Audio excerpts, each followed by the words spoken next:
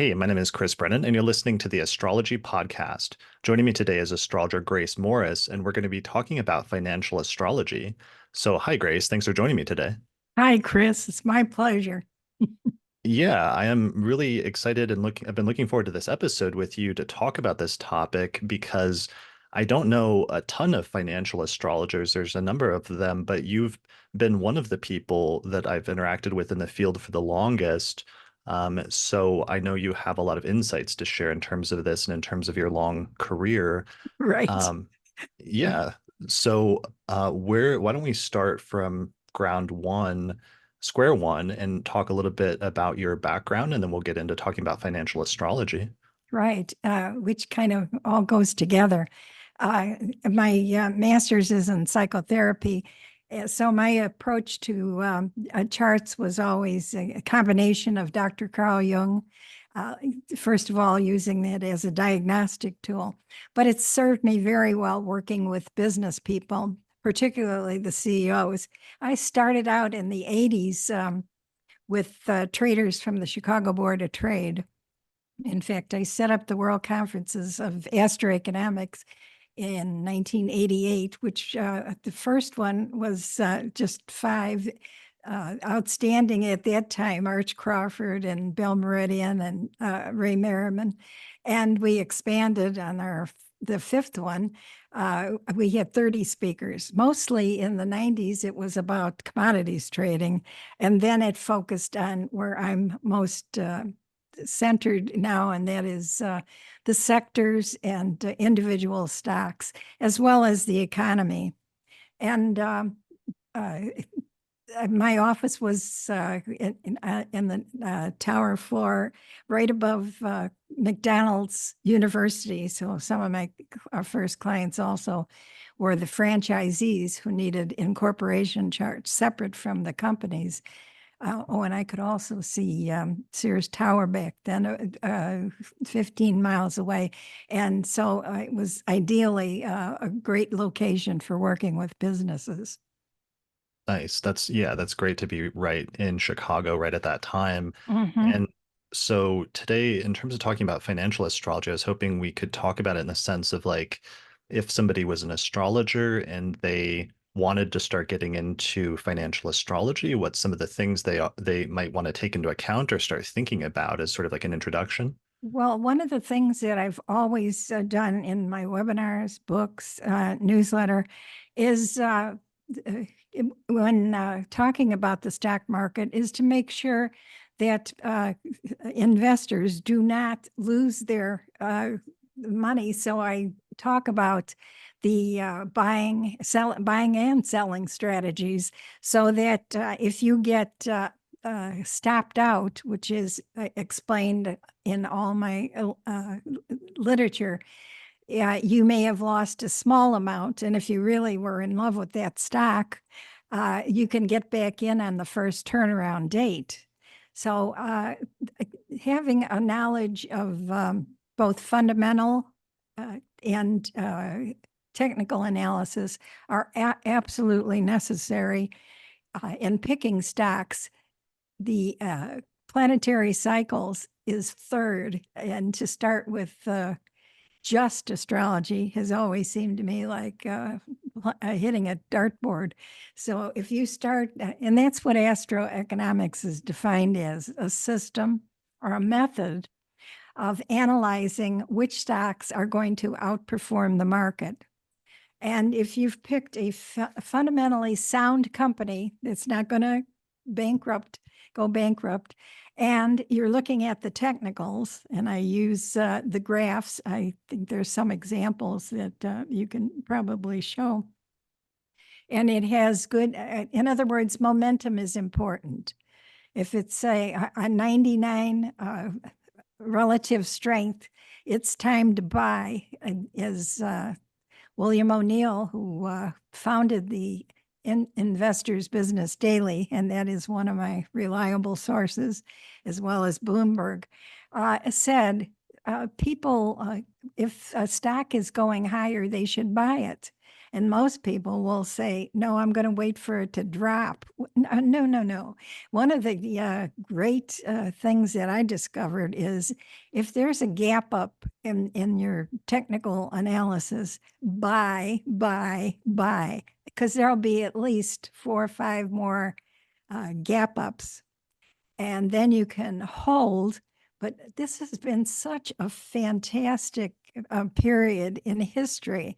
The Magnificent Seven, which replaced the Fangs, have provided unbelievable trading opportunities and investing opportunities. In fact, right now, people should still be in the Magnificent Seven.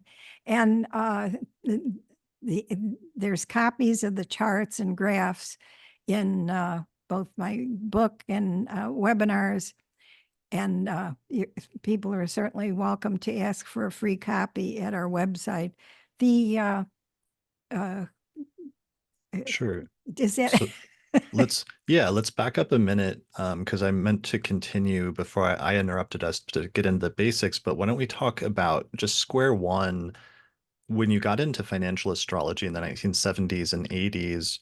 I think probably one of the most compelling things that you must have discovered early on is that planetary cycles do coincide with stock market shifts and other shifts in the market. And just that discovery in and of itself, as an astrologer, is a really striking and interesting thing to track and be aware of, right? well, I think since you mentioned the late 70s and into the 80s, one of the very first financial workshops I did, I had said that the interest rates, which at that time were 18%, 21%, inflation and the interest rates, hard to believe. But based on the Neptune cycle, Neptune is 14-year cycle. Anytime it's in fire signs, we're in a high inflation or deflation, high inflation and interest rates. And by the way, we're going to come to that cycle again in about 3 to 4 years. Those cycles I have very much worked with an update every year in the book on how to choose stocks to outperform the market. But I talked about the fact that the high inflation rates would end in November, I think it was 1984, because Neptune was moving out of fire sign Sag into Capricorn. And as I predicted, it went down to 2% and it stayed there for years and years, as people would say, we're going to have super inflation. And it was in the 90s, I remember saying, no, not only are we staying at 2%, but the Japanese are in negative payments in banks. You had to pay the bank to hold your money. But it absolutely started to turn around November of 1984 when Neptune went from Sag into Capricorn. And we had something similar here just a few years ago where when Jupiter and Neptune aligned in Pisces and were conjoining, the inflation rate shot up in the US during that time period pretty precisely. Nothing like the 70s and early 80s.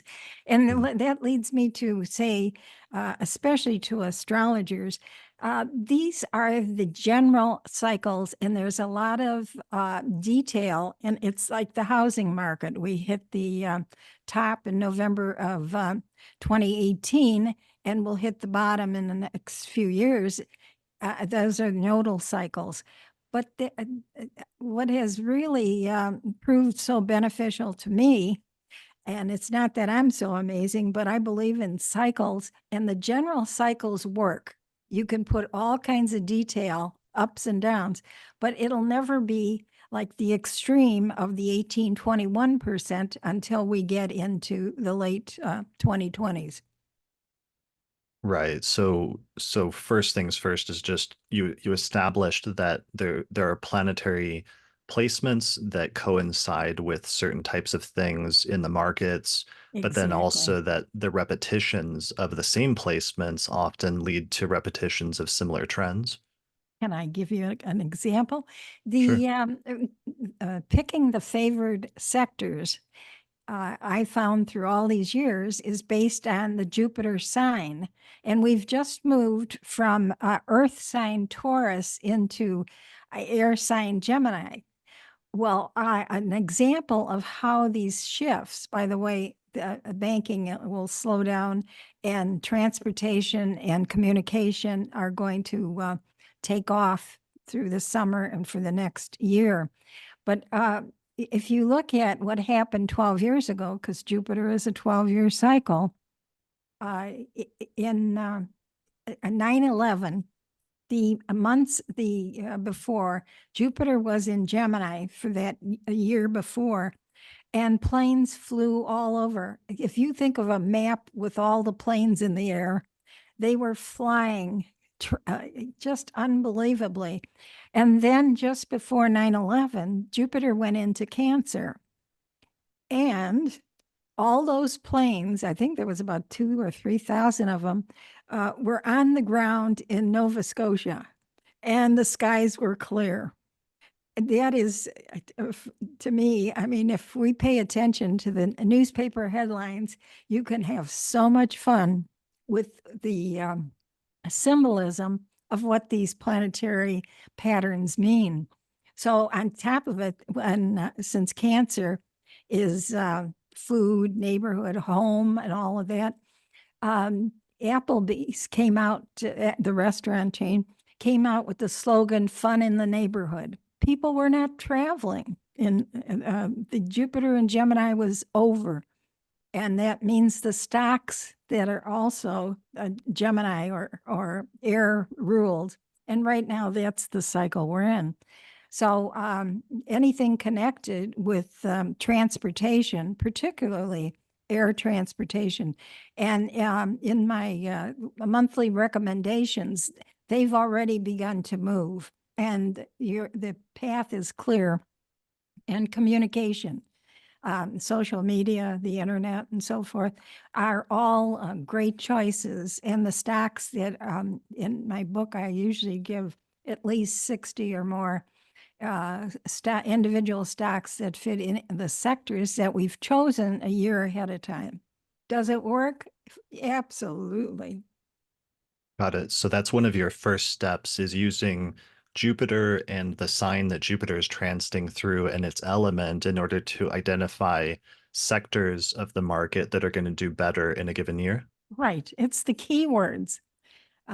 Michael Moncasey, who always did such a good job with the keywords. And if anybody needs the data, he's a great source for getting the incorporation dates and the first trade dates. The first trade I use for, and most astrologers, for the actual movement on the stock market. And the incorporation chart is what I use for the business itself to see how it's doing. And sometimes they're in coordination, but sometimes they're not, which is very interesting to see. Go ahead. I was going to enlarge on the incorporations.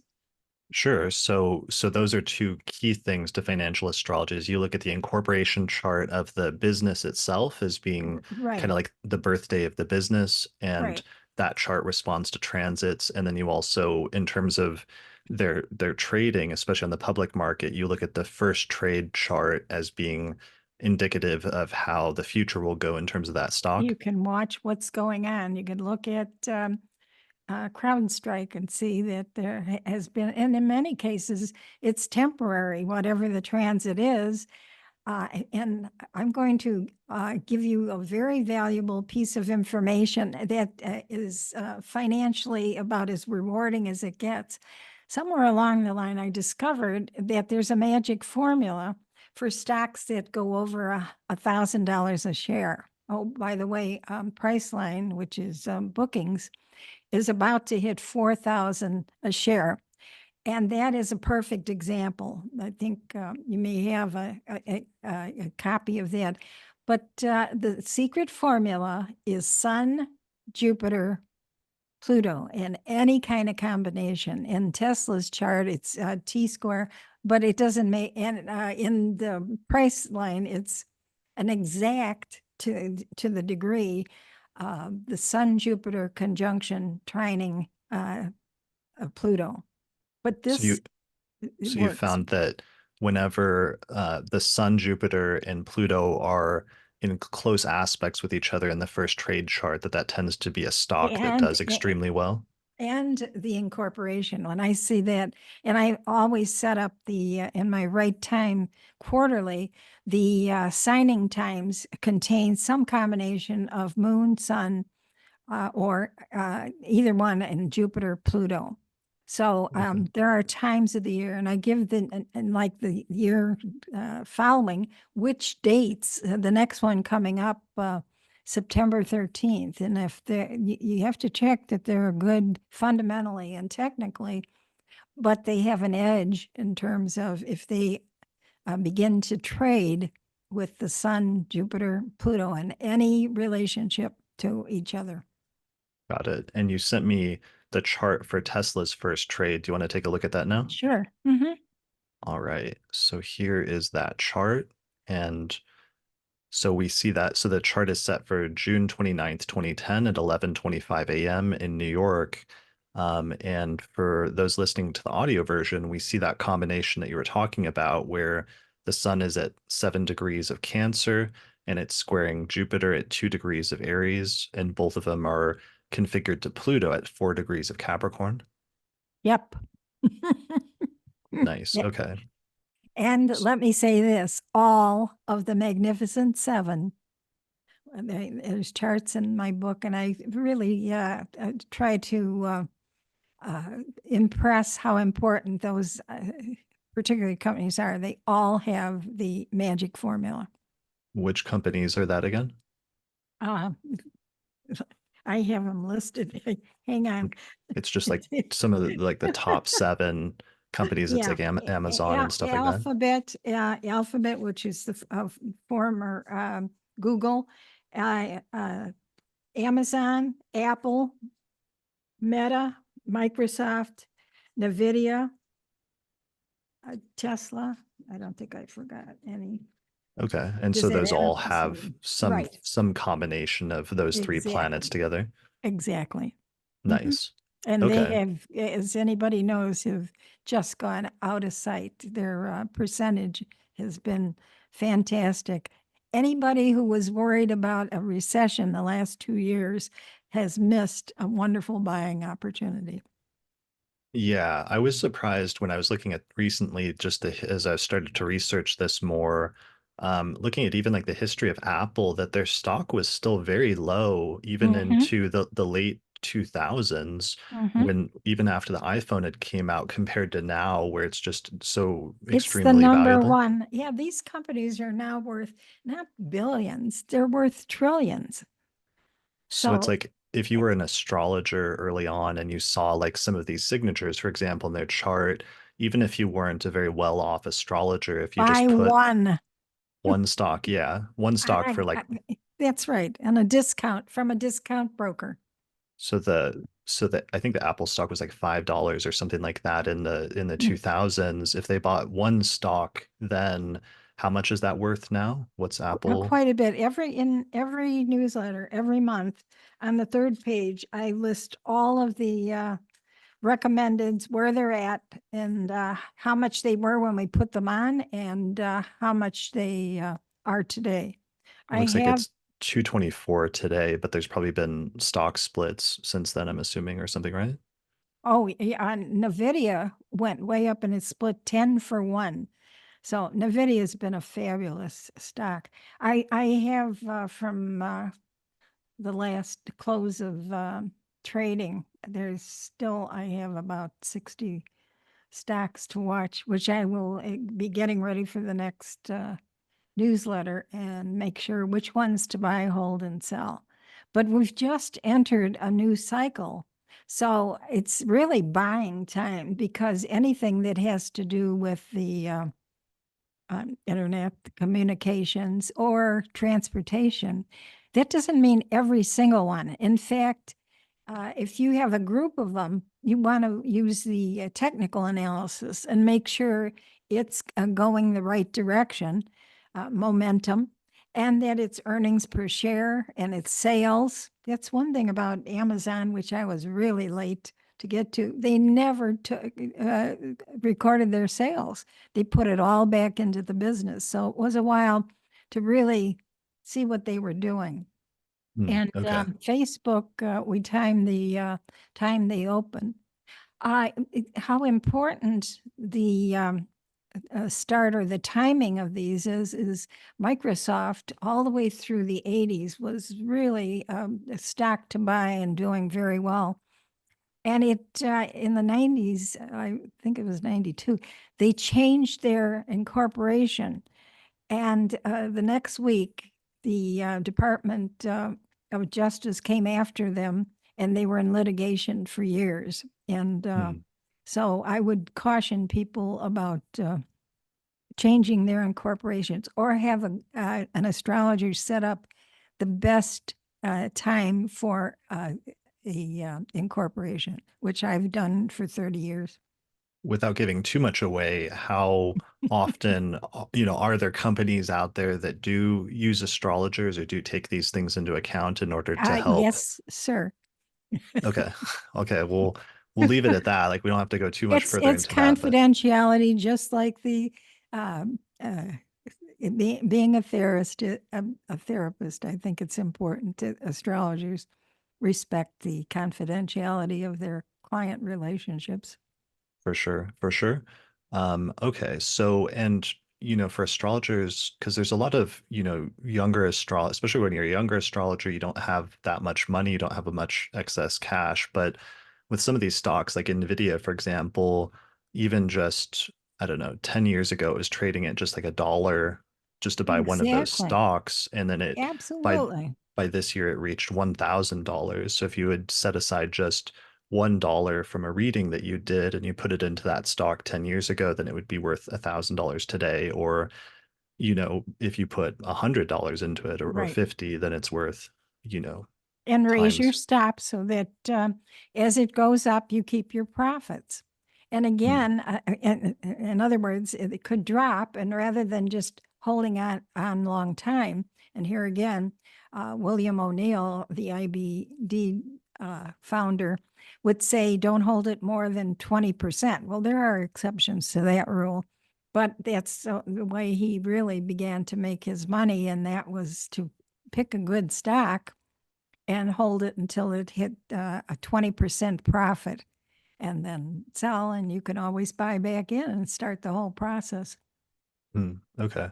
So, one of the things that had always until recently kept me away from this area was I realized that it wasn't enough just to be a good astrologer, but you also have to learn about Right. finance. You have to be good at both essentially in order to do it successfully, right? Exactly. It Okay. helps to, even if somebody else is your portfolio manager, and I always start by saying, think of it as you are your own portfolio manager, and take an interest every month. Get rid of your losers before you add new stocks, and add to your winners. And you don't have to make it complicated, but you should keep an eye on it, and know and feel that you're in charge, that you can get out, and you can choose to buy, sell, or hold. That's your decision. Got it. Okay. So you got to learn both. And there's so many resources, so many free Oh, resources these days. absolutely. I'm sure it's so much Absolutely. easier to do it these days than at any other time. Absolutely. And not make it complicated.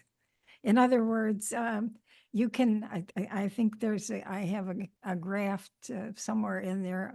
You could pick any uh, stock. If you want to put that up, I'll show you what you can look for in technical analysis.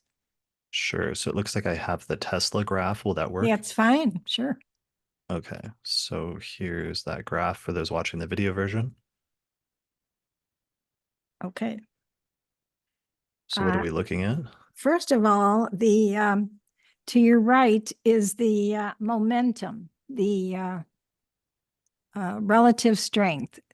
If it's above 80, it's going to probably go higher. If it's at 99, it's a buy. It means it's the best stock in the group. And the other thing on the left-hand side at the top, you've got earnings per share rating. It should be over 80, and Tesla's 90. And also the return on equity, the ROE, and it's 38%, should be over 17%. And sales should average the last 4 quarters 25%. Okay, got it. So these are some of the factors that you would take into account that would be That's it. good financial indicators that a stock has good momentum and that it's Solid, something right. to Mm-hmm. buy. Mm-hmm. Okay. And then from an astrological standpoint, you're paying attention to things like transits to you're looking to see how good the incorporation chart is. You're looking at Right. transits to that chart or to the first trade chart and But things like if that. you're a student, that's fine. If you're just wanting to invest, I think it's looking at the technical chart is going to probably give you the information you need at that particular point. Mhm. And to know its momentum, if it's going in the right direction, if it's got a gap or whatever, it's really a buy. And all of that information again is because I research and every month put a buy, hold, stop, and a buy, hold, or sell on everything. Remove coverage on the stocks. Got it. So going back to the sectors, so you use Jupiter in order to identify sectors that are good. And like, for example, right now, Jupiter's in Gemini. So travel or air travel is one of the ones that you were pointing to as potentially being good Exactly. And this how year. soon does it take off? Well, some of them may even begin a little bit ahead, but others, they're either on time or they may be a little slow to start. I think the airlines themselves, the airlines United and Delta and so forth, are much slower, but several others that I've got in there have already taken off. Uh, I'm looking at the one a couple of months ago, and it FTAI, and it's been really amazing. Yeah. One of the things I've been paying attention to is these companies doing electric vertical takeoff and landing vehicles, which are going to be like electronic air taxis that are drones that people fly in, and those are really starting to take off lately Well, with Jupiter and Gemini. that's really funny. Yeah, 2 days ago we had a drone deliver ice cream. Nice. It's an experimental program, and it hovered over the backyard, and you could go out and You get just your bag full of whatever from any restaurant or whatever. wow, that's awesome. What company is that? I have to go back and look. We were in a state of shock looking up there and seeing the drone hover above all the houses and then drop down into the backyard. Yeah, that's a pretty Anyway. good, Jupiter is in Gemini and we're living in the mid 2020s with Uranus about to Mhm. go into Gemini next year when Right, drones are dropping ice cream out of the sky. right. Or any several restaurants are their clients, so you can order from a lot of different places, and they'll deliver your just like, like Target or Walmart delivery by truck or car. Now you can have a drone delivering it. Yeah, I think Uranus and Gemini over the next, 7 or 8 years, like that's going to change things in terms of short distance air travel, but also electric vehicles, Jupiter and Gemini also being or Absolutely. Gemini being cars. And Uh, it amazes me. And I want everybody to have fun. As I said, connect what's happening with the headlines in the news or the dumb things that some Congress people or say, especially like we're going to start drilling again. We're going to favor those fossil fuels, and you know that as soon as Pluto is fully into Aquarius, it's going to be renewables. There already the solar is getting in better and better shape, but you realize how the shifts go on based on the planets. The in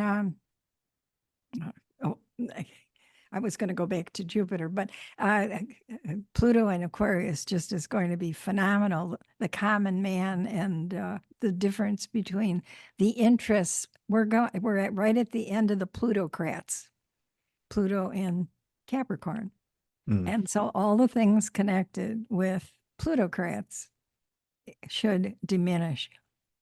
Yeah, I really, in over the past 10 years, I started doing these forecast episodes, and I wouldn't, until I started doing that, I didn't realize how much there really are these shifts just based on outer planets, especially moving through signs, and that stuff will just start happening in the news that matches the transit of that planet through that sign of the zodiac and its archetypal meaning, and just how striking and how regular it is and how reliable that is. It amazes me.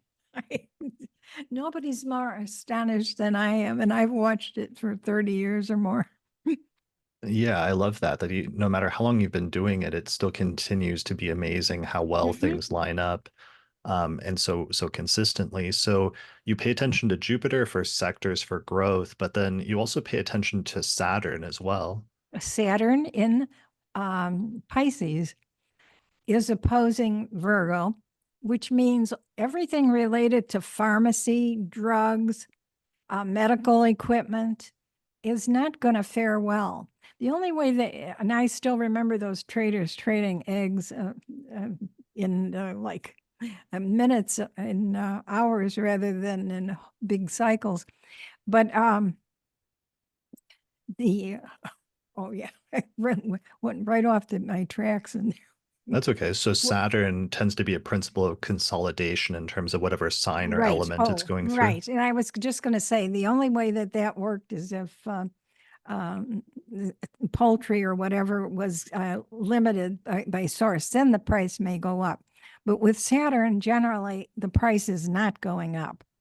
So that the areas to avoid are the drugs, pharmaceuticals, medical services, hospitals are not profitable. And that's what we're looking for is profitability. Got it. So there tends to be like a slowdown or Right, the industry suffering that's associated with whatever sign Saturn is transiting. right, So so those sectors you say tend to lag or tend to lose favor during that time. So right. that's really useful then, is even if you're just following those two things, knowing what sign Jupiter is going through in a given year as being an area or industry of growth and expansion, and the sign of Saturn being an area of contraction. Absolutely. And it's like watching mergers that went no place when Jupiter was in Taurus, and especially those connected with like streaming with communications are now getting resolved and look like they're either going to complete or they're certainly close to it. Okay. So, in terms of when to buy in these favored sectors by tracking Jupiter, you really focus in on like the 3 week period within 3 weeks of a planet's ingress, right? It's usually the best time, but that whole year is going to offer new opportunities, especially with new IPOs, first trades, and it's a year of trading in transportation and communication. And if there's any mergers going on in those sectors, they certainly will profit. Got it. Okay. So, you pay attention to new IPOs, especially maybe around those ingress times, because sometimes that can be really relevant if it matches the sector. Well, what I do when I put the dates in the next year's book is make sure that's a day that has Sun, Jupiter, Pluto, And so it's going to be in that first trade chart.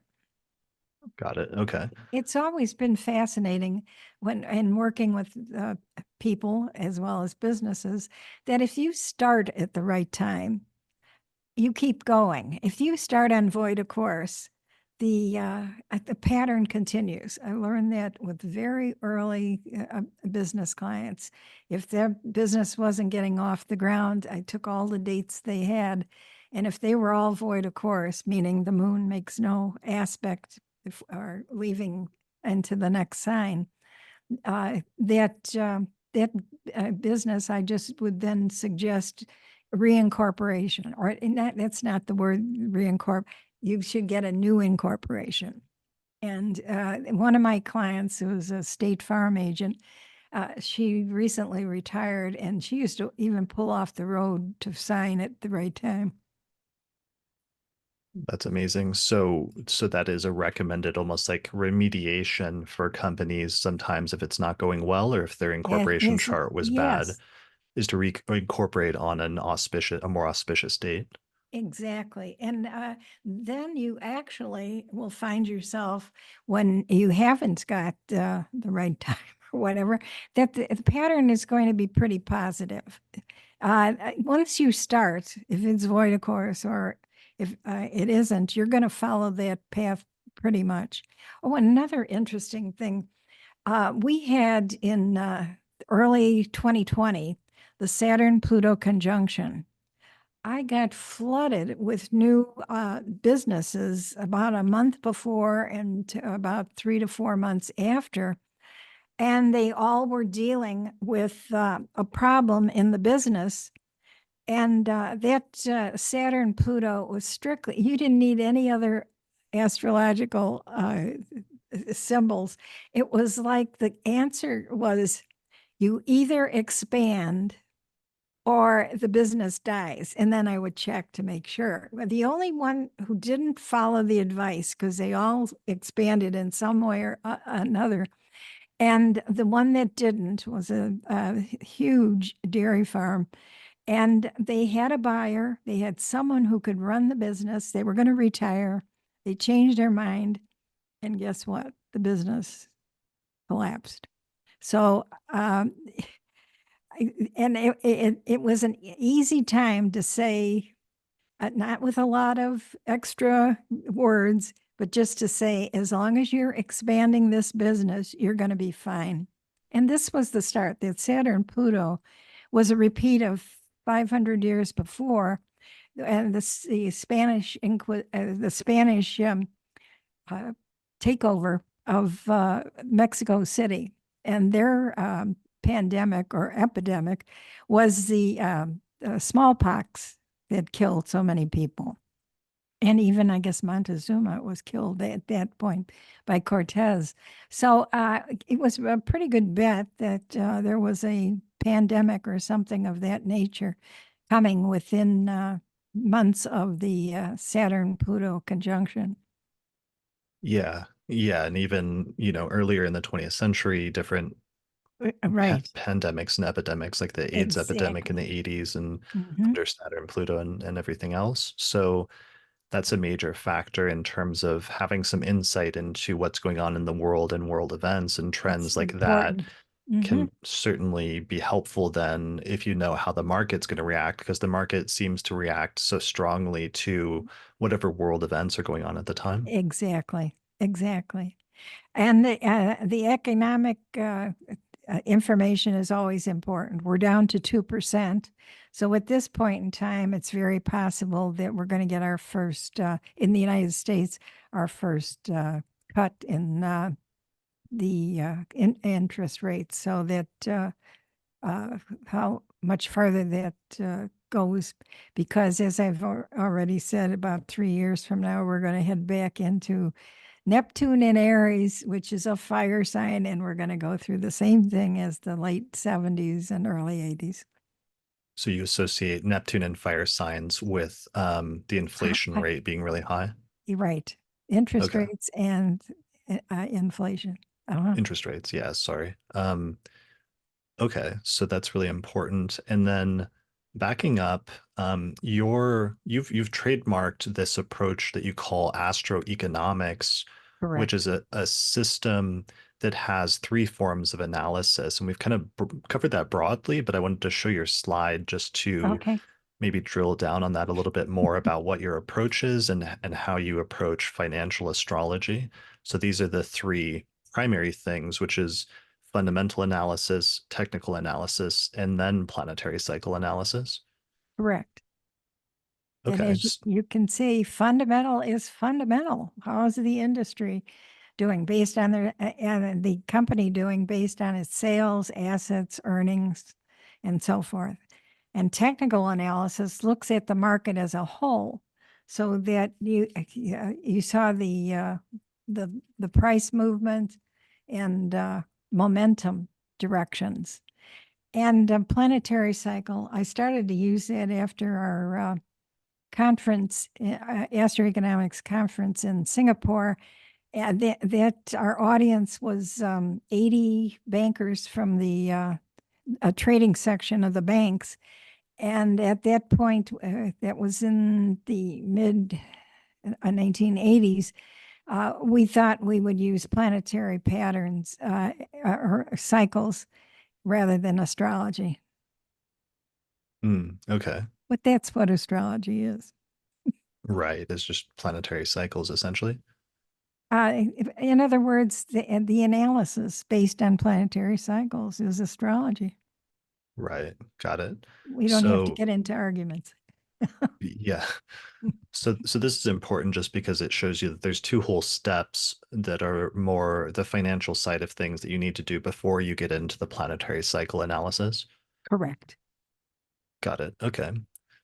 So, um, all right. So backing up, what have we not touched base on in terms of the astrology or things that are interesting in terms of the astrology? Sometimes you mentioned 2020, and there was that huge lineup of planets in Capricorn that was like a full Capricorn stellium. And then, of course, the pandemic hit, and initially that was catastrophic for the markets. Like the markets crashed at that time initially, but then rebounded relatively quickly, right? Right. That is correct. Mhm. Okay.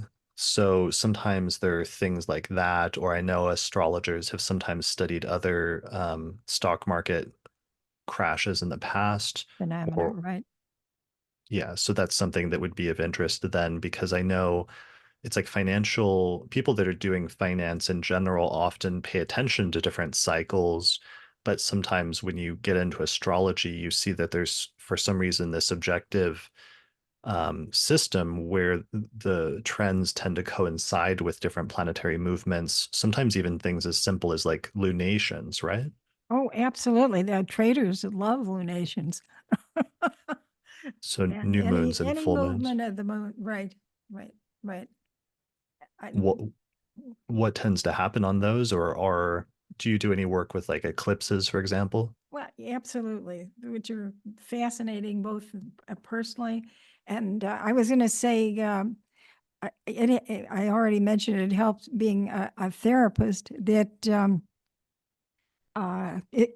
the cycles tend to be like the new moons and the high tides and low tides on the full moons and the new moons. And there are so many con- interactions that work that my caution is always, um, I guess it's James Carville says, keep it stupid. Keep it simple, stupid. In other words, uh, work with the largest cycle. Like Pluto went into Capricorn on the Great Recession, 2008, and is now coming out of that into Aquarius. What is it finishing up with? Not a recession. It's hitting at a very high point economically. And we'll see what happens in the beginning of that next cycle. And then apply all other cycles onto that until you can get down to moon cycles, which are, again, pretty limited, except for the void, of course, which is pretty, I don't recommend doing a heck of a lot unless there's a declination in the void of course moon cycle. Okay, that's an interesting point. So you sort of start with the furthest and slowest moving planet, like Pluto, which sets the tone for an entire decade or two, and then Right. you work your way down through the planets to Neptune, which stays in for what, like a 14 decade, years in each sign. and then Uranus, which is about 7 years, and then Saturn, which is about 3 years, Jupiter, which is a year, and that's just giving you the tone for each of those planetary Exactly. energies for different spans of time. Right. And it is amazing and they do work out. And one thing to always remember, if you look at a chart from the beginning of the stock market, it has gone from a bottom to a top. And it may, if look, you may look at those short-term pullbacks, which may be buying opportunities, but the direction of the market and why I'm an optimist is it keeps going up. Just pick the right stocks.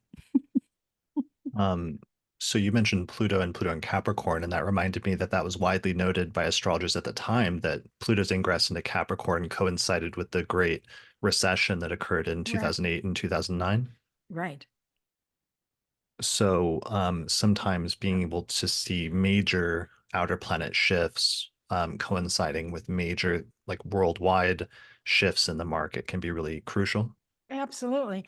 And what happened was banks were punished for helping create the situation. And the plutocrats rose. The Capricorn cycle really favored the traditional and the high end financial world. And now we're shifting into Aquarius. I, Yeah, go Mhm. ahead. No, I was going to mention something that concerns me about this final switch over in November, but that may be. My concern is the election itself on November 5th in Capricorn may bring in someone who 14 days later doesn't fit the Capricorn pattern of Aquarius, Pluto in Aquarius. What happens? Of course, the Electoral College won't have met yet. But I think because of this shift, there may be some very interesting things happen.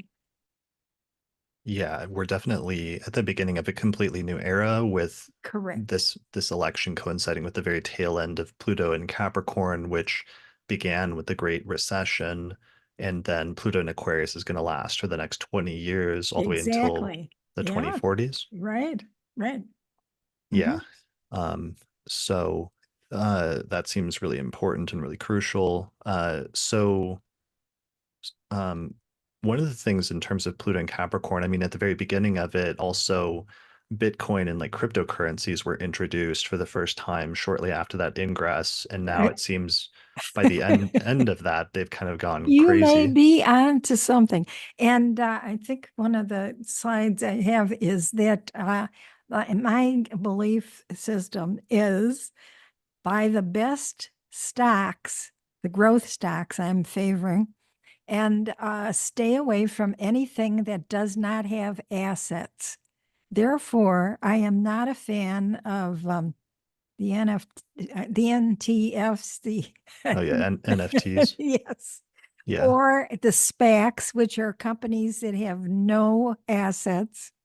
They're blank checks, or to me, even the cryptocurrency could be suspect. And look at the drops. If you can sleep knowing that you could lose $2,000 to $5,000 overnight, okay, have at it. I like the protection of making money, and what a time this has been to make it in the market through growth stocks, and still protect yourself with the stop orders.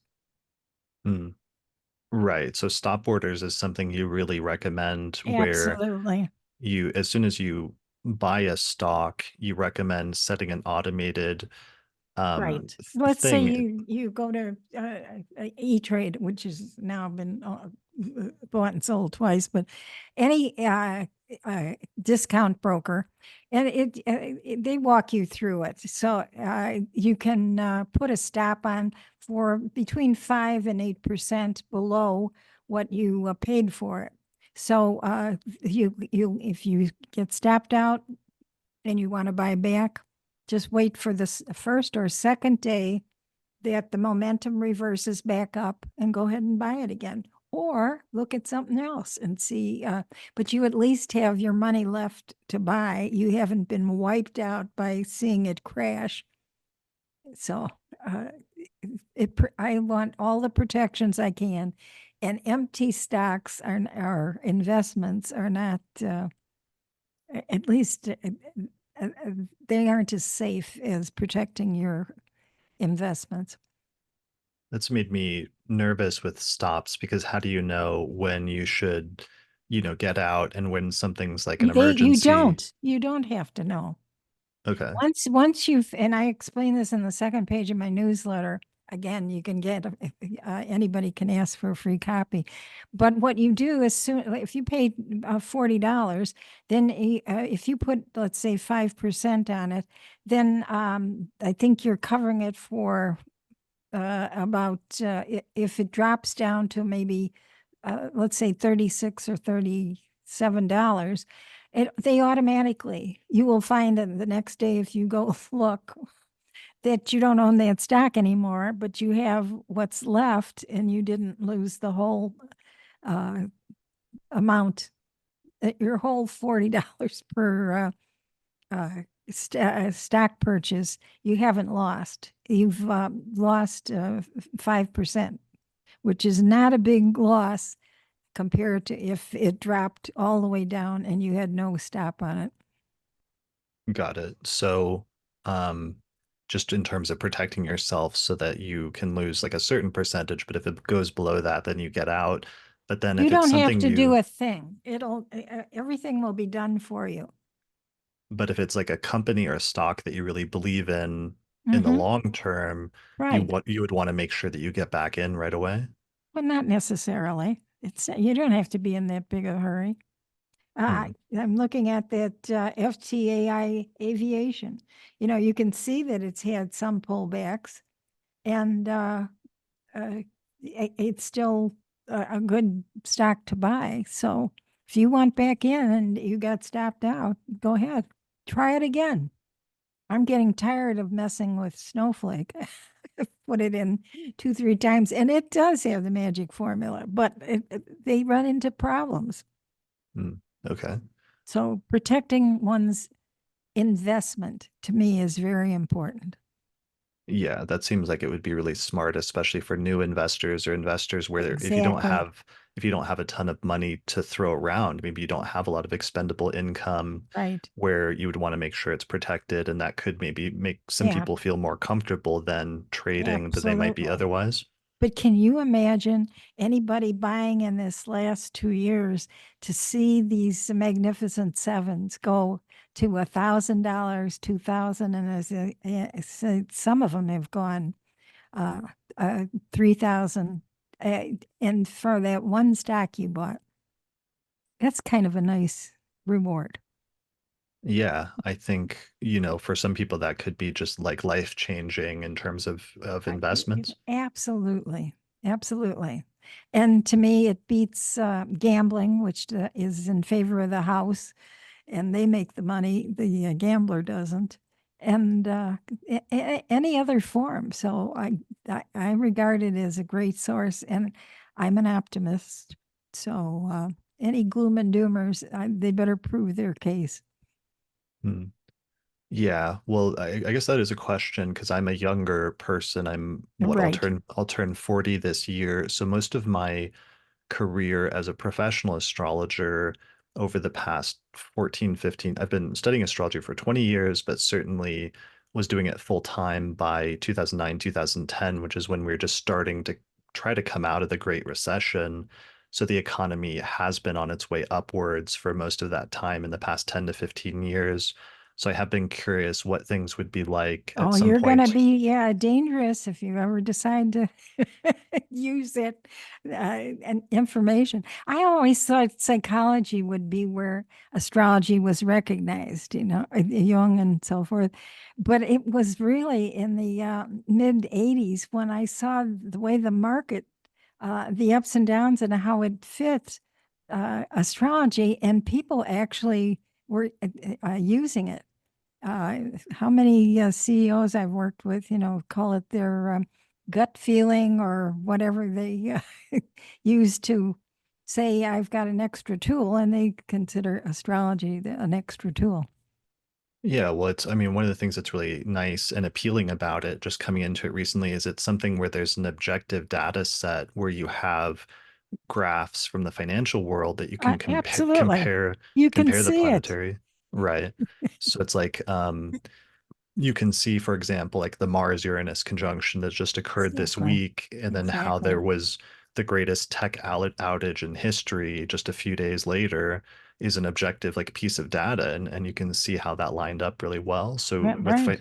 I think that's part of the reason why, for certain people it might be a more compelling demonstration of astrology compared to like therapy or psychology. Well, you'll have to say, because as I mentioned, when interest rates went down in I believe it was 1984 too, we had the Jupiter Uranus conjunction in Sag, and the market took off. Hmm. So, what can I say? Okay, It's a Jupiter lot Uranus. easier to prove it through the financial astrology than, and I still have great respect and use psychology. it's, it's a valuable tool. Yeah, well, it's just a good thing.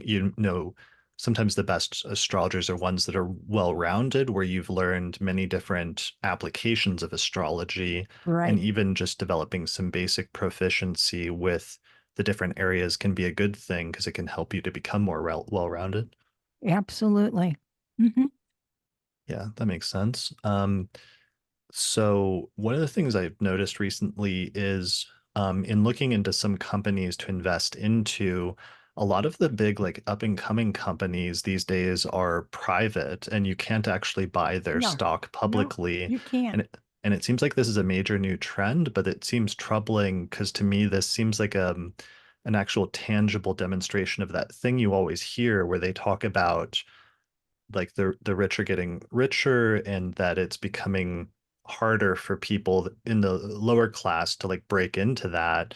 This seems like it would be a tangible example of that because for some of these private stocks, the only way you can invest in them is But if you they have, don't. In other words, you can't in private companies, only public companies that are listed on stock exchanges. yeah, So well, you can't consider them for investing at all. well, some of the private ones, evidently nowadays you can, but you have to have a minimum of like $100,000 to invest in it at all, which is just outside of the range of most individuals. They may be selling something, but it isn't publicly traded stocks. Okay, got it. So that seems like it's a potential barrier to entry then that's emerging in terms of normal people being able to invest and have some of those that Normal people can absolutely access the markets. The Dow, the New York Stock Exchange, all the conferences we had were in cities that had exchanges, and the S&P 500. So most of mine are in the NASDAQ because they tend to go so high. They tend to be the most profitable. got it. Do you see though this emergence of more companies staying private as being a challenge potentially in the future in terms of No, not being able to invest in some of those really. up and coming companies? They've always been there. And they look at Dell. They were publicly traded for a long time. Then they became a private company.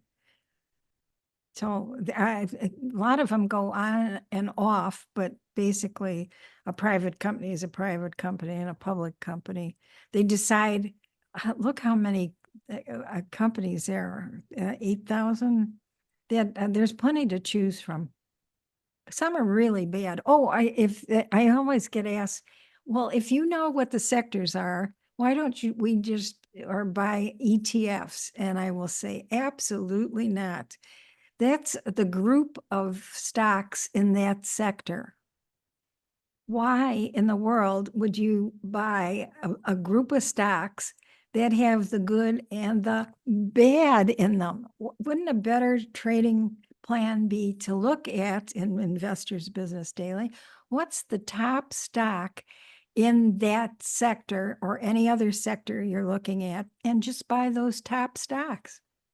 Yeah, I was looking into this recently as well, and it was like because I was looking for, I think with Pluto and Aquarius and Uranus and Gemini, that robotics is going to be a big one. So I looked into it, and there's like a robotics ETF, but it had where it has a collection. You buy one stock, and it's a collection of like 10 or 20 different companies that are vaguely connected with You just proved robotics. my point.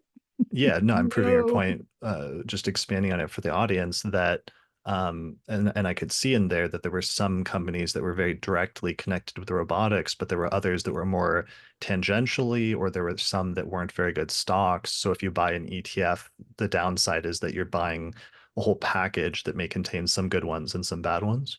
Right. Okay. So your recommendation is just to buy Go just for the best, and it'll keep being the best. got it. Okay. So research the best companies to whatever extent you can and invest in those. Right. Got it. And then one of the classic is the primary goal for those that are new. The primary goal is always for when it comes to stocks, at least, is to buy low and sell high, right? Well, that would be nice, but That's the heck, ideal. when anything is high, it's going higher. And Okay. anything is low, it's going lower. That's the tendency you usually see. That's the pattern. It works. Okay. To what extent do you try to What did they used find to up and say? coming? You don't want to catch a falling knife. Right. If something's falling, it has a Let tendency to it keep fall. falling. Get out of its way. Got it. So in order to stay safe in terms of the investing, you try to invest primarily in companies that are well established and ones that have a good trend and momentum going up. And they'll keep going. It's like people might say, well, if it had a gap up, it's too high. I can't buy it. Oh, 30 years ago, we also had a stock club, and what a mix of people, but some of them refused to buy if they kept saying it's too high. And I think they were proven that stocks that are high go higher. And that's how William O'Neill of IBD made his money. At what point, though, do you sell in order to lock in like profits? Well, 20%. If you've made 20%, get out. Okay. And do you get out partially, like you sell off a percentage, or do you get You out can, completely? and I've again explained that in terms of you might want to go in slowly. You bought your first stock. Now you're going to buy 5 more of it because it's doing good. And then you're going to buy 5 more. And when it comes time to sell, because it's thousands of dollars, you can sell off part of it. I want to buy something else, so I'm going to sell off $1,000 worth. You can do whatever you want. You're in control. You are your own portfolio manager. Got it. Okay. And in terms of newer companies, have you ever seen a company that's like a new IPO where the stock has just become public so you can buy it, where you just based on the chart and based on the industry and everything else that you have a really good feeling about it so that you invest in it right from the start? Or do you tend to wait until a company has that momentum? I tend to wait at least 10 days, or maybe sometimes it's a year. As I said, Facebook, it took it a year and a half, but look at where it's at now. So uh, you can just watch it. If you want to just go ahead and buy a few and see what happens, or just wait a few days. Uh, you don't have to think like a trader. You're an investor and you want to ride up with a favorable stock. Got it. Yeah, I've noticed it seems like there's a truism or something generally held knowledge that when a stock first becomes public, it tends to have a bump like immediately after, but then sometimes it tends to drop off for a period of time. Is that And pretty common? yeah, that's pretty common.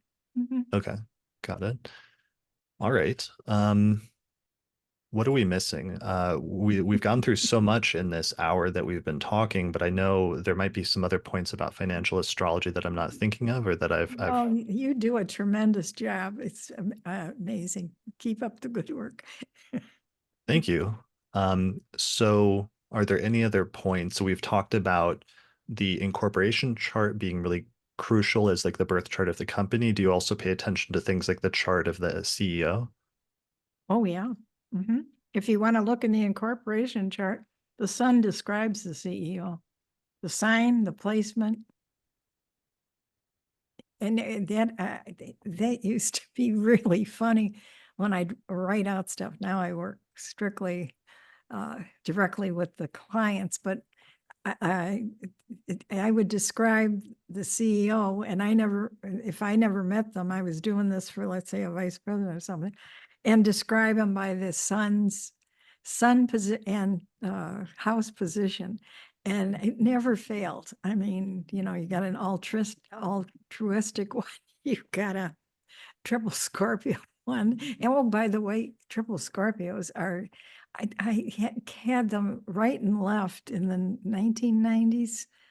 And I don't know why, but that's a powerful position for CEOs. Hmm, okay.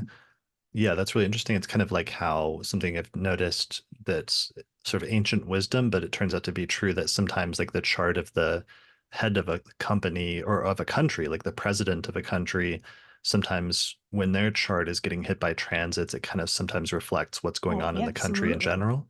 Mhm. In the United States chart, this Pluto return is what the democracy and the possibility of ending our Constitution is all about. Hmm, okay. Yeah, a lot of people nervous about that with Mhm. Pluto going into Aquarius and that inauguration chart that's coming up. Right. And we saw an example of that, I guess, just yesterday with the CEO part, but like the CEO of CrowdStrike has been like doing the rounds over the past It's day, pretty funny, doing isn't it? kind of damage control after that worldwide IT outage that was caused by that company. Right. What can I say? That's what a CEO has to do. Clean up. What about, have you ever studied, one of the things I've found interesting over the years, I only have a few of them, but sometimes looking at the charts of really famous investors like Warren Buffett is really Right. fascinating to me and seeing like what placements they have in their chart that make them so successful. Mhm. Well, again, particularly like the Sun Jupiter. I was thinking of the assassination of or attempted assassination of the a nominee of one of the political parties. And with his son Jupiter, this is so typical. In his case, of course, it probably means having been saved from a lot by his father, who came in and covered his bills when the casinos failed and so many of his business interests. But that Sun Jupiter can also save you from a lot of problems. Yeah, it's interesting to see charts sometimes where there's a negative indication, but then there's a positive thing that offsets it. Oh, And right. sometimes, I mean, it's like students would say, I want the Jupiter. And I'd say, well, yeah, but you have to take the good with the bad. You may overspend, you may exaggerate, you may, do things in excess that get you into trouble. yeah. Have you ever looked? I've used like Warren Buffett's chart a few times, and I think it's interesting. He has all these eighth house placements, and I didn't ever fully understand that, except that I know the eighth house often has to do with working with other people's money, and I thought that was Exactly. impressive in Right. terms of being a fund manager. Right. But Right. I didn't realize there was an additional piece to that until recently, which is that he had a business partner named Charlie Munger Munger. that he worked Oh, with for it's his entire huge, career. huge. Yeah. A law firm. Mm-hmm. Munger. Yeah. Here's his chart really quickly. So it's Right. reported to be Sag rising, and he has that Jupiter as the ruler of the ascendant, exalted in Cancer. There's conjunct Pluto, like you were talking about. Right. Right. And then, yeah, he worked with a partner that really closely until just, I think, just a Oh, few years ago. absolutely. He just passed away this year. Yeah. Yeah. No, it's, So and that's interesting. Go ahead. isn't it? No, I was just going to say the wife of the uh, newly designated vice president of one of the political parties worked for Munger law firm. Okay. It, there's That's always interesting. connections. Yeah, for sure. So sometimes that might be illustrative, though, to study the charts of people that are successful financially or successful investors in order to see what they do and what they do right. Or Hmm. alternatively, I'm sure there's some charts of Hmm. people that have been not successful or have made a mistake at some point, and Hmm. seeing what the transits were that coincided with that. Hmm. And I was started to say, and buy a furniture company and watch it grow from nothing to worldwide. No, that Who was did one that? of it. That was one of his early investments. Okay, And the got it. Berkshire Hathaway. Yeah. Got it. Isn't it Um, fascinating? Yeah. yeah, I mean, and then also sometimes when you work with clients, in our birth charts, there's individual placements that are the financial sectors, and I'm sure that's relevant sometimes in terms Can of you investing. imagine when you see Sun, Jupiter, Pluto in a new client's chart? Oh. Okay, And so my you, questions are always, what are you doing with it? If not to myself, what are you doing with this? Do you so even know what you've got? It's like people not knowing their Jupiter, trying Saturn or trying whatever, and not even knowing they've got something and they could take much more risks than they are. so there's some people that just have a signature for greater success with financial investing than others might. They might, people would say, boy, you're lucky. But it's so complicated. I wish it was simpler. But look at how many factors we're looking at in one chart, and let alone a business chart. So it's always interesting to me. Okay, let's see what the business chart looks like. Or sometimes I Right. start with the business chart and want to see. And I've worked with as many as four partners at the same time. Oh, in that case, they were all in the wrong spots. So they switched around astrologically, and the company really got off the ground. Nice. So Nice. there's sometimes people that have good signatures, but then one of the things you also try to do is help in terms of electing things that maybe there's certain transits that would be better for doing certain things financially than Well, others. and that's why I started 25 years ago, the Right Time Quarterly, because it not only has times to sign, and they all have the Sun, Jupiter, Pluto combinations in them, but a calendar that to avoid the void of course, in other words, don't make your sales calls, then do your filing or something. And by the time I was trying to figure everything out, now I do some for all over the world, depending on how it fits in with the business. But and also to explain the what's going on in the quarter for the business. So it's just made it easier for me to write one for breaking down the whole country by time zones and major cities. Got it. Okay. Um, and then have you seen, I did a video on Joan Quigley recently and just her work Oh, with Reagan. Did you know her? well, I did never met her personally, but I certainly still have her books in my collection. Yeah. Every financial astrologer who wrote, I think, got copies of all their stuff. I'd always heard from astrologers that around back then that people either knew or astrologers either knew or suspected that Reagan used astrology because he would do things at really weird times. Mhm. And Like, his is it? even his inaugural is a governor in California. He held up everything for the right time. Yeah, he That did it was at Sidney 12:10. Omar who was their astrologer. That was Jane Wyman, his first wife, who introduced him to Sidney Omar. Okay, so Sidney Omar may have done the election for because that one when he was governor of when he became governor of California in 1967, he did his inauguration at 12:10 at night, like at midnight, Right. and it was reported to be for astrological reasons potentially. Right. Absolutely. Yeah. Yes, it was. And he was called like a time grabber. He wasn't supposed to be until noontime, I think it was. Well, one of the things that's interesting about that is that during the Iran-Contra scandal, Quigley advised Reagan to say nothing and to be silent and don't do anything for a period Right. of several months, which ended up, at least for him, working. And And no press conferences, she no said. press conferences. So in the financial world, I'm sure there's similar things where sometimes a person's having a bad transit and potentially you've had to advise them not to do anything for a period of time. Right. Absolutely. Lay Okay. low. Yes.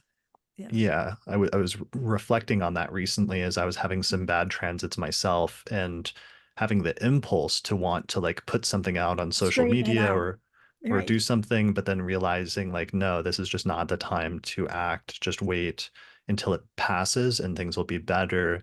So I realized that that's a really crucial component, no matter what type of astrology you're doing, Absolutely. is not just knowing when to do something, but also knowing when to withhold action as well. When to hold them and when to fold them. Said that great philosopher, Kenny Rogers. Right. So sometimes maybe from a financial standpoint, would that be like when Saturn's transiting through or Mars is transiting through the second house or something like that, that it might be more of a period of consolidation rather than one of expansion? Most of the clients I work with are not going to stand still too long. So Sure. it can't be like a week would be too long, I'm afraid. So Right. you might advise them.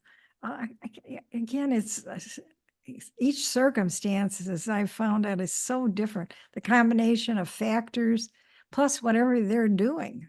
Maybe it's easy for them to take a vacation at that time.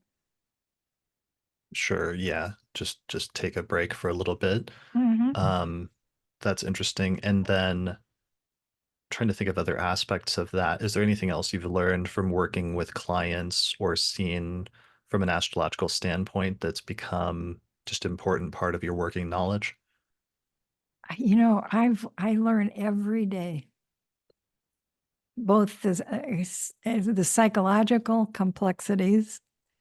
And I know when I have to really begin working with a CEO on active listening because there's big problems, does not know how to correctly listen. And until I've really listened pretty good to someone, do I know what direction we're going, whether it's brand new business starting in a foreign country or someone who I may have worked with for a while and is having difficulties. It's a Right. learning experience. That makes sense. So there is still, even though you're dealing with objective things with the markets, psychology still plays a major role when it comes to Major. incorporating astrology into finance. Absolutely. Yep. The more you know, the better you're able to serve your client. Got it. And the market itself is actually remarkably psychological in terms of the way it sometimes reacts to things, right? Absolutely. The way people react is absolutely psychological. Mhm. Got it. So sometimes that can be an element there in terms of like looking at a Jupiter transit and maybe feelings of like optimism, or looking at a Saturn transit and feelings of fear and And things like that. fear of disappointment or whatever. Instead of saying, you're in a solid place, the Jupiter transit can come and go. And it was very momentary. Saturn, you may set up a whole new business and it's going to last for your lifetime. So Saturn is stability and structure. So that's important too. And who the the person is. I'm dying to ask you what your ascendant is. Oh, I'm a Aquarius rising. Me too. Oh, nice. I'm Aquarius rising with Scorpio stellium. And I have a Scorpio sun with a Sag stellium and Aquarius rising. Nice. All right. That's great. I didn't know You're that. going to be dangerous once you start into the financial world. Yeah, we'll see. We'll see how it goes. I want to at least it's just a fascinating area to learn because it's a like we were saying with the charts and everything, it's a much more Right. objective way to study astrology. And actually my first exposure to that was during the pandemic because with COVID and like the COVID levels sometimes shooting up, there was an objective metric with which we were able to compare some of the astrological transits during different waves. But you have a very similar thing when it comes to financial astrology. So it's interesting from that vantage point. Mm-hmm. Mm-hmm. Yep. And you mentioned we were talking about, Saturn versus Jupiter and like optimism versus pessimism. That kind of language is already built into the financial discussions when people talk about like a bull market versus a bear market, right? Right. Absolutely. So a bull market is when things are going up and up and up, and people are optimistic and investing a lot in a stock. The stock market's growing versus a bear market is when people are pessimistic and it's falling and Correct. they think it's going to go down. Right. Right. And if Okay. you can figure out the right times to do that, but I think what's important overall, since the beginning of the market has gone up with pullbacks, but it's at the top of its uh, ascent. So to miss opportunities is you can take risks, protect yourself, and you should do very well. But okay. Yeah, and we'll see how things go in terms of because other geopolitical things can happen. And I guess that's one of the things I'm curious about is just the economy has been on its way up over the past 15 years since the last recession. And I'm just curious, And not the just yeah, look at the reports, the CPIs, the PPIs, everything. This economy is so solid. What are people not getting? And interest rates at 2%? Unbelievable. Yeah, well, I mean, I'm nervous about geopolitically, like for example, Uranus and Gemini, and the history that the U.S. has had with that in terms of three major wars. The past three times that's happened with Revolutionary War, Civil War, World War II. Exactly. What something like that would do to the markets. I'm kind of curious about because Hmm. then we get into kind of like uncharted territory there if some major conflict broke out, for Right. example. And Uranus and Taurus is a repeat of the 1930s and all the fascists. Mussolini, who put a law in equivalent to our citizens that corporations could buy into politics. And that was in 2008. So there's so many things that are repeating that are of concern. Yeah, for sure. Well, we'll have to take that into account then in terms of where things are going forward into the future. But it's amazing knowing that we have this additional tool in terms of being able to look Isn't at it? planetary cycles. It's And wonderful. yeah, if We, nothing else, that's fascinating, whether it's like good events or bad events, just having that perspective as an astrologer and just being so fascinated and continually fascinated even after 20 years for me that it still works as well as it does is amazing. yes, I am. There isn't a day I go, wow, right on schedule. Look at the headlines at Bloomberg's in this and the New York Times or the Washington Post. It's amazing. It really is. Yeah, for sure. All right, great. Well, is there anything else before we wrap up or any other topics that we should have touched on? I think you've done a great job. It's Cool. been a All right. pleasure. Yeah, this has been amazing. Thank you so much for joining me today. So I tell am me delighted. about yourself. Tell me where people can find out more information about your work and your offerings. Just go to our website, which is astroeconomics.com. I have a blog on the website. And as I said, ask for a free copy of this month's stock market newsletter. And a lot of the things we talked about are in that newsletter. Okay, so you put out a monthly newsletter and then each That's the year, stock market newsletter. And each year I write the book on how to choose stocks. And the book is available and it's for 2024. got it. I'll start working on 2025 in a few months. And it's titled How to Choose Stocks to Outperform the Market. Correct. And you've done like 20 editions Of of that, them. right? I've been every year, I update all the information. So you have the stocks for the next year, the sectors, the cycles like real estate cycles and the McWhorter economic cycles right on. I mean, it is amazing.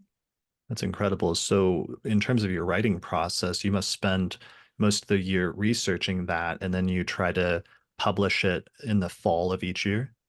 Right. I have usually a webinar and the book is available and the webinar covers the latest, whatever is in the book and what happened that day. So everything is always as current as I can get it. I was a reporter years ago.